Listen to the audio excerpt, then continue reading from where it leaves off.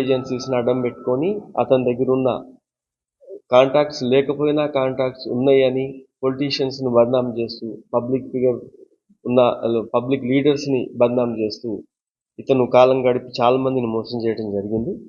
ఒక 3 months నుంచి ఇతను అవసరము అని మా అన్ని teams SOT Cyberabad plus Moinabad పోలీసులు చేవెళ్ళ ఏసీపీ వీళ్ళందరూ కష్టపడి 3 months బ్యాక్ నుంచి టీమ్స్ పెట్టి ఇతన్ని పట్టుకోవడం జరిగింది.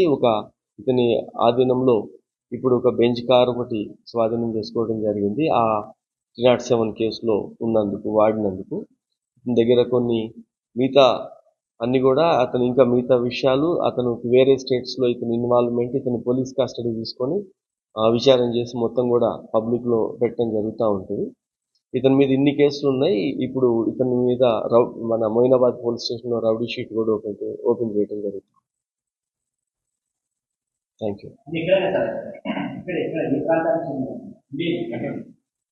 ఇతను మన బంజారా హిల్స్లో ఉంటాడు, బురానుద్దీన్.